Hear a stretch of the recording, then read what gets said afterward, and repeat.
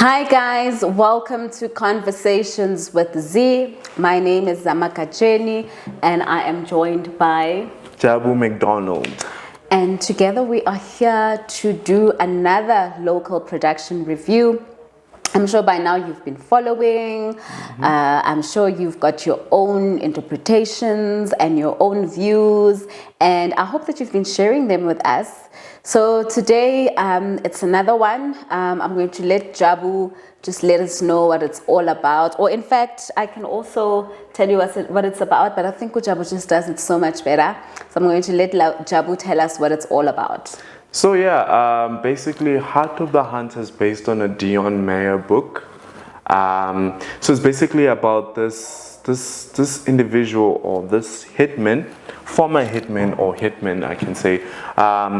He is basically given the task to actually stop, he's given the task to actually expose the government. Yeah. So there's certain secrets that actually need to come out, but this new presidential potential, who's actually a deputy president, wants to be president, but there's like a whole state capture saga going on. Sounds very familiar. State capture saga. So there's a lot that actually unfolds, has a lot of people on it. Connie Ferguson, Sisanda, Bonko Koza, Nicole Fortain, a lot of people basically on it are actually on it. Mam Konichume, she's on it. So yeah, it's one of those brilliantly shot show, done so well in terms of how they shot it, the action scenes, which is done 100% basically. So yeah. So can I go first today? Yeah, you can. And sort of saying what I think of the show, right? Yeah.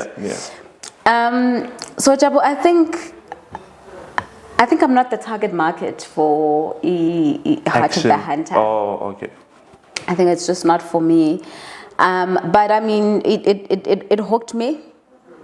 From the first episode, I was hooked. I was curious to see what was going to happen next. I mean, just some of the things that I noted down is that I think Ubongo must have had fun filming, because I mean, there's a couple of fighting scenes, a lot of action, I'm very those interested weapons that they use. It also kind of had a very, I don't want to say American, I'd rather say a very international feel to it, in terms of the way the stunts are done, the way it's shot.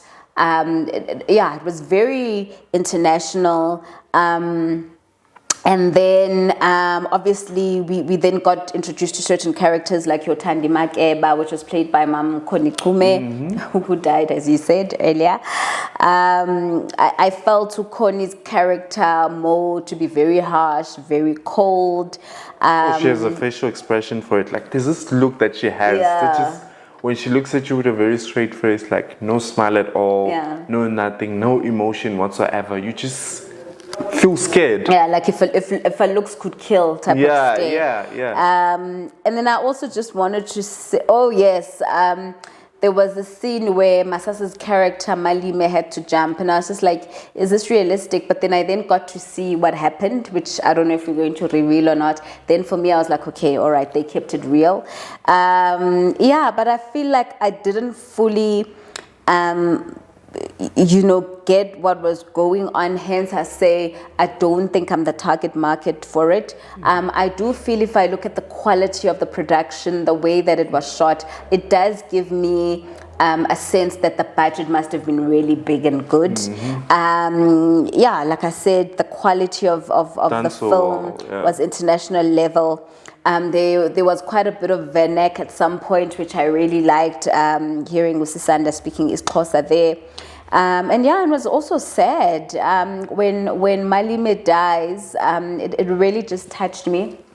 I think being a mom has made me, I've always been a bit of a crybaby, but I think it's even worse now. Being a mom has made me really soft and mushy. So that Pagamile storyline was just very, very heartbreaking for me. But yeah, I enjoyed it overall. And I mean, as you've said, it's got Abo, Connie Ferguson, Sisanda, an all-star cast. It's an all-star cast. Nicole Fortain, who was also on Blood and Water as Detective Peterson. We see her here as Naledi Gumede. I'm not quite sure what the significance was of giving her African names when Maybe she she's looked mixed the way race. she's mixed race. Okay. There was beautiful scenery. I'm not quite sure where it was shot, but the scenery was quite beautiful. Overall it was good. Yeah, it was actually good, and I liked it. It's very relevant to the current, it's very relevant to what happened in the past in terms of the political landscape in South Africa. I mean, we've had like a whole state capture situation, and we've had times where we just felt a bit conflicted with the things that the government does, and it's very like going back to what I said, it's very relevant to what has been happening in South Africa. But there's certain parts of it that I didn't like that made it lose some originality, like the whole. Basically, we've seen like a CIA or like one of those independent or secret police force or investigative whatever. That's what they had on this show, and I felt like it wasn't original enough, and it's been done before. And now, if we're gonna sell African stories to the world, at least we should keep majority of the stuff very relevant to what's happening here. But the whole state capture thing is very relevant. But the whole thing for me, the secret agencies, spies and stuff like that, that just it didn't feel right to me. But I get what they were doing, and they really did well with their action scenes. Bonko did so well with his action scenes also. I mean, going back to what I said on the previous episode, I actually have this opinion about him. And I feel like Bonko should be boxed as this movie action star. He should be given this type of roles going forward. I want to see him doing more of these type of characters, like action scenes. Give him anything, because Bonka has that range to just play just about anything, because that's how great of an actor he is. And it will be sad to see him be on a telenovela. I feel like telenovelas just tone it down a bit, like they can kill a person's ability or capabilities to show what they're actually great at, depending on the writing. Some telenovelas are well written that, okay, you can see the range. But I really want to see him on movies, like a series, drama series movies. That's what I want to see him do in the future. And hopefully he actually gets considered for that in the future. More drama series, more action series, more action thriller movies, sci-fi. Put him there, like Hollywood. Just take him. He's fitting for those type of roles.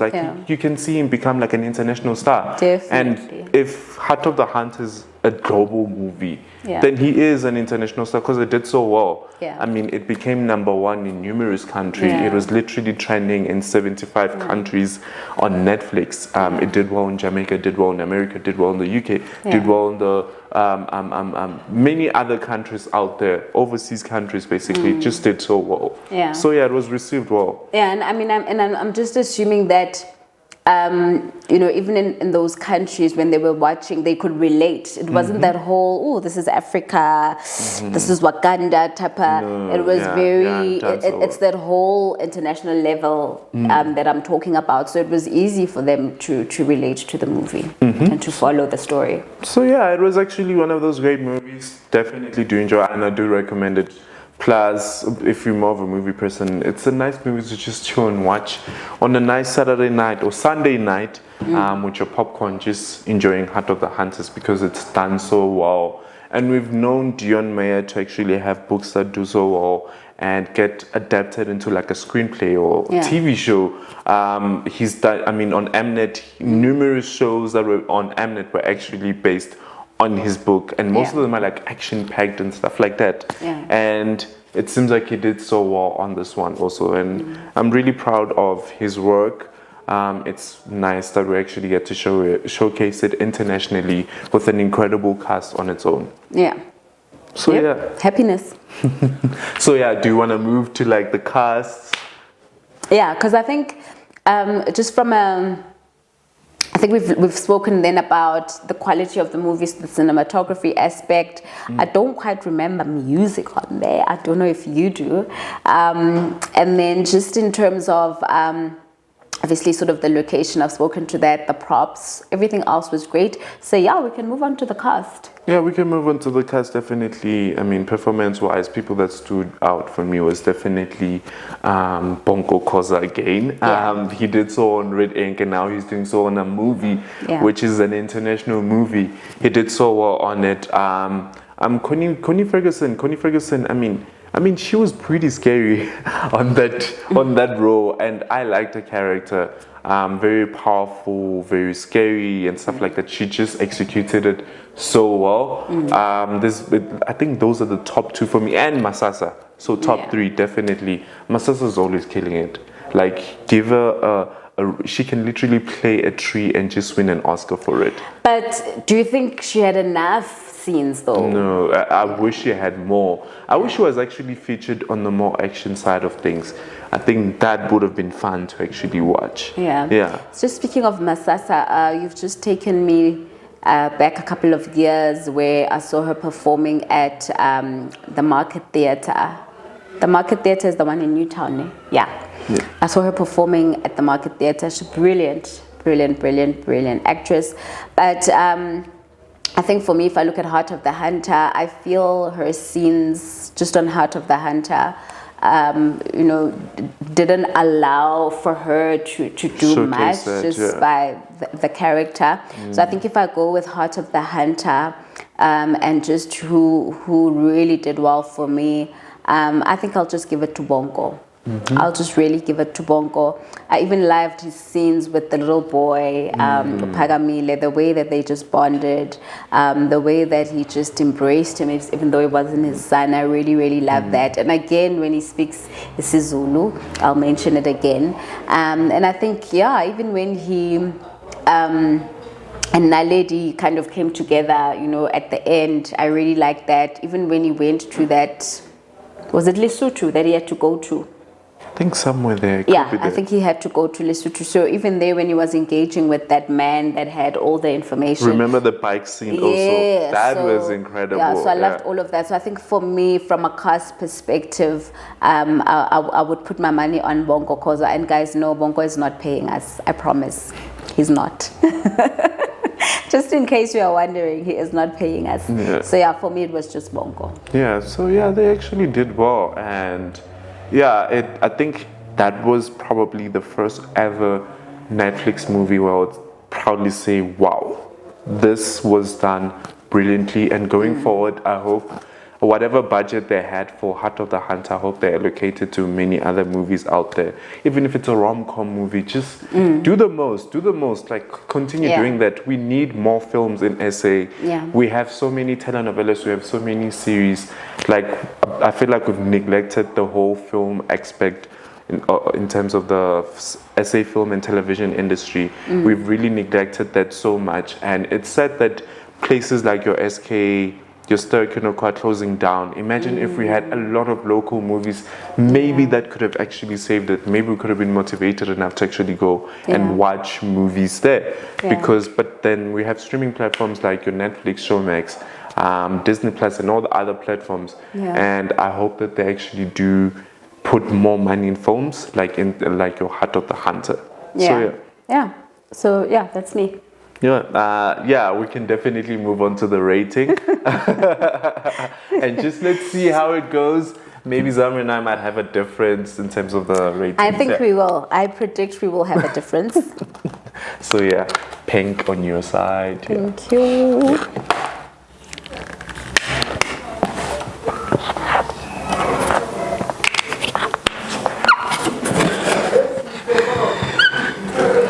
So you can go first. Ladies first. Yeah. We're a bit closer, but I think I give them more points, Oh, okay. All right. I expected you to be much higher than me, but okay. We more or less on the same yes, the movie was great. I would justify this 7.5 out of 10.